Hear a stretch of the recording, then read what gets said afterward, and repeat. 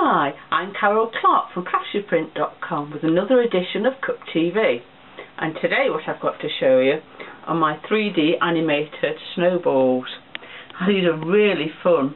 My cute animals have all got caught up in a snowball as they've been rolling down the hill, and not only that, when you little gentle pull or push on the animation bar, the snowballs move as well.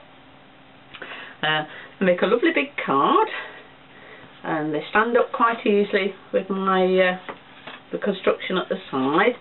They're all decorated at the back. They do come with greetings, which you can add as well, and they all come with a matching envelope, which is decorated on the front and the back, and there's also a little matching gift tag too. And again, they're really easy to make, and they fold flat for posting. So we'll get started and make one up.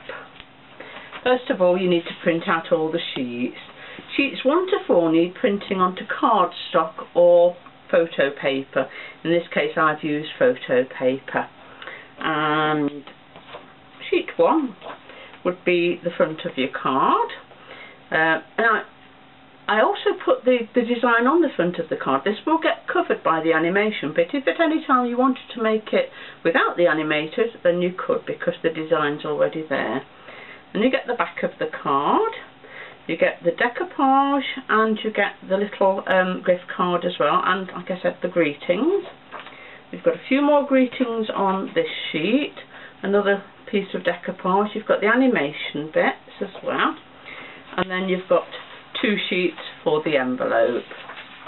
And the first thing that you need to do, like I've said so many times, is you've got little registration marks for the scoring, and you need to either take a ruler and a scoring tool and line it up and score in that way, or a second method is you can make a little mark on either side so you know exactly where it goes to, and then use a scoring board and line it up with one of the lines on the scoring board, like I have, like I have there, and then I can open this, no, it's here, look, and then you can then score it.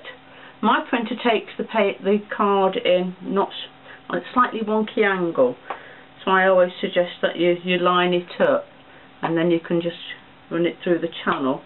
Or a third way that I have showed more recently is to use your cutting tool, long like this, with a wire down the middle. And in this case, all you need to do is to line it up with the registration marks, lift up, and using a scoring tool again, you can then score along. But whichever method you like to use, you need to score all the score marks. So there's 1 on the front, there are 3 on the back down there, and then I think there's just 1 more on the card itself, and that's this little one for the gift tag.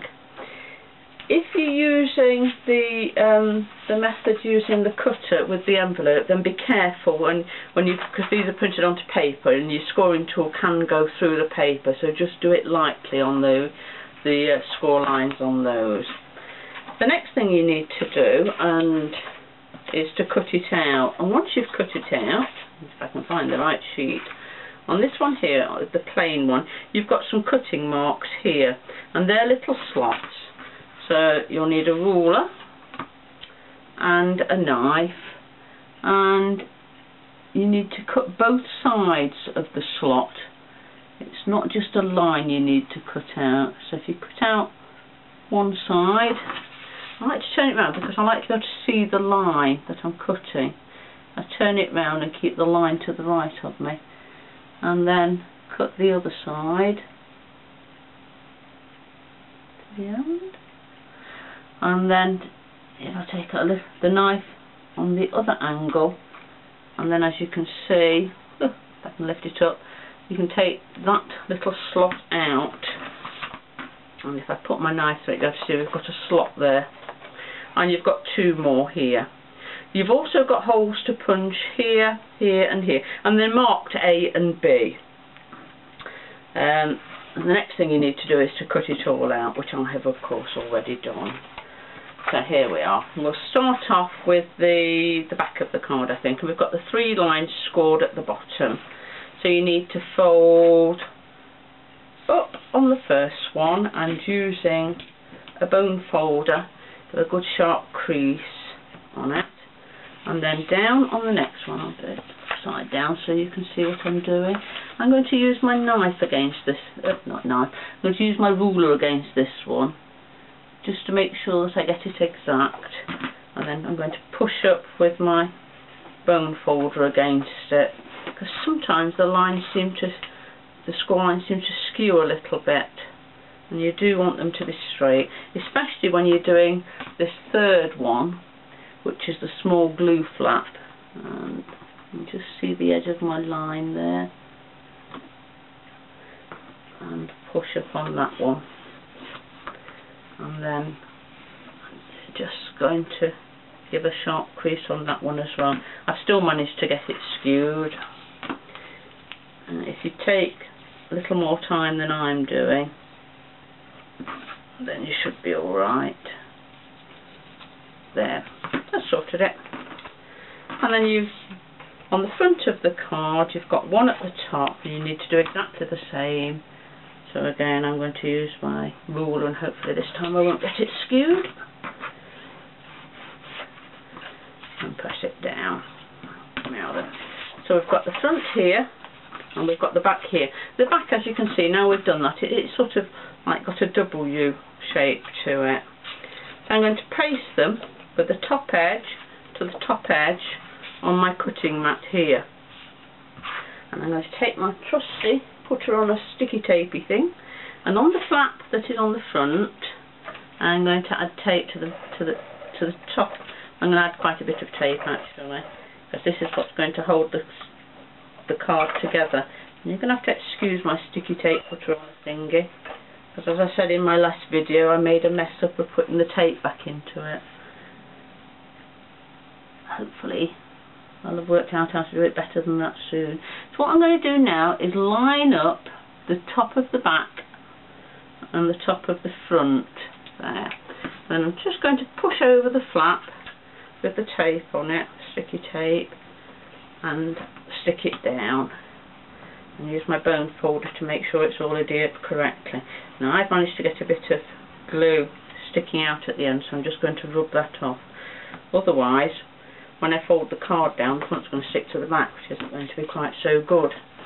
Now what's going to happen is that's going to fold over the front and adhere to the tiny little glue flap down at the front that we folded earlier.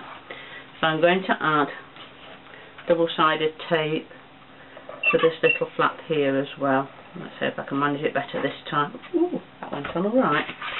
So holding this one down, and there. Now, said before, if you just wanted to do a card without animation, or maybe a card with decoupage, if you remember we've got layers of decoupage, you could leave it just as this. As you can see, this is Percy the Turkey, voting against turkey for Christmas, I think. Now the next thing you need to do is to make up the animation layers, and to save time I've already done that. As I said, you just link using a little brad, the A to the A and the B to the B. It's really simple. There are photos in the kit as well, so you can see exactly how to do that. And then that is going to fit over the top here, and it needs a little bit of space so the animation can move. So I find it best to use double-sided foam tape.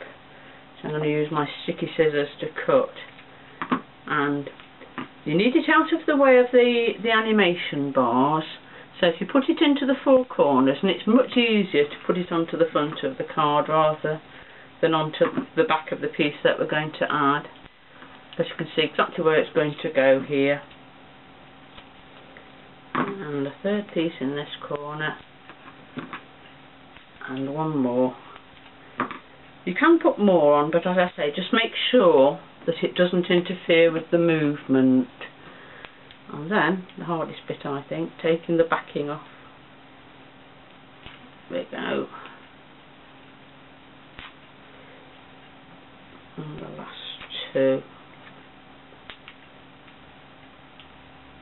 There. Now if I bring back in the the animated piece. I'm just going to line it up with the four corners of the layer underneath. There. So press it down so that it makes sure it adheres.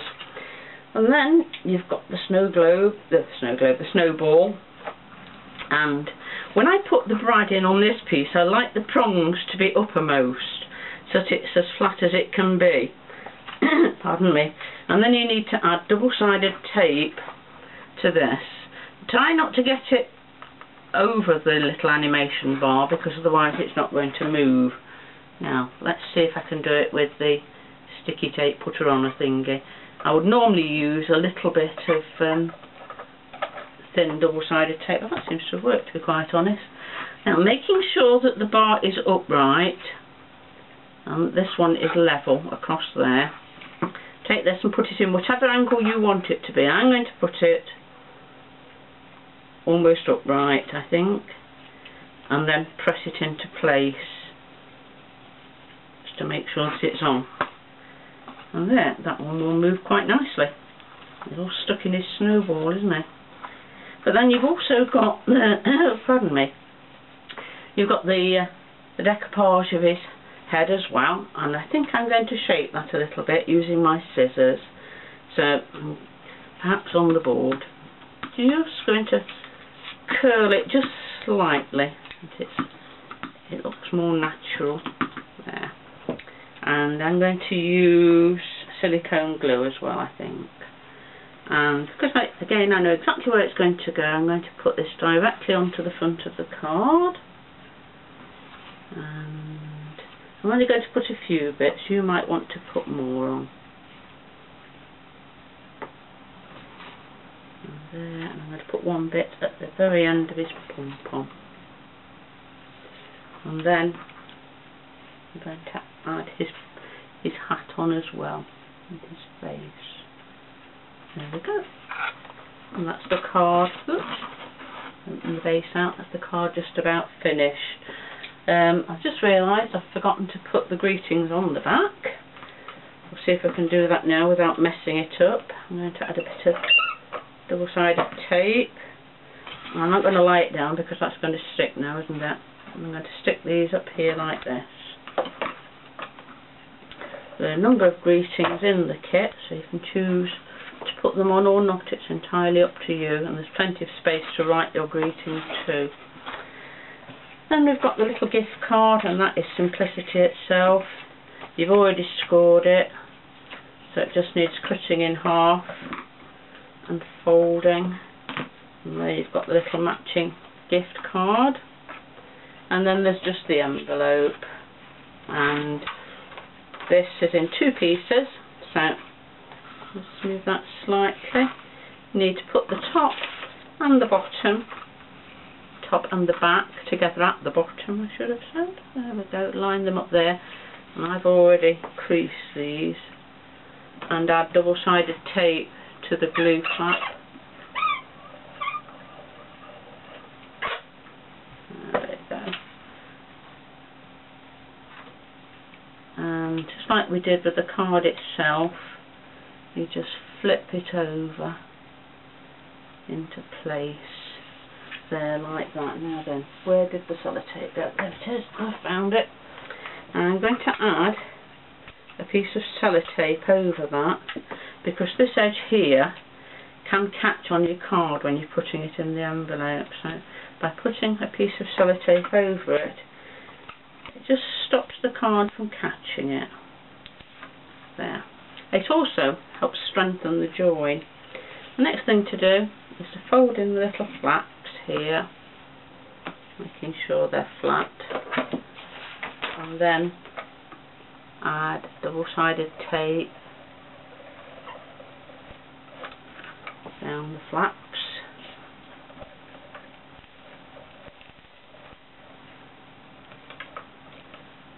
There we go. And fold it over.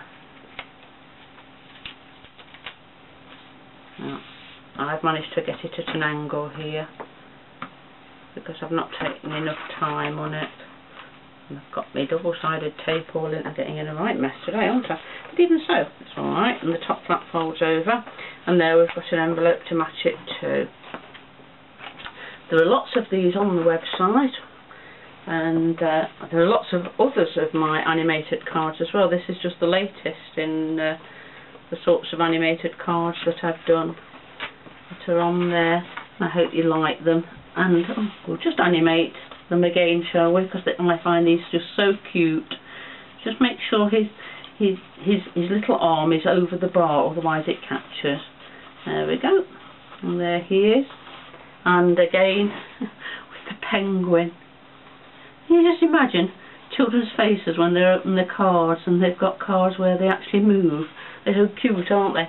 Right, well, I hope you've enjoyed this video. My name's Clarke, and you'll find all my designs at www.craftsuprint.com/Clarke, and hope to see you again next time on Cup TV. Bye!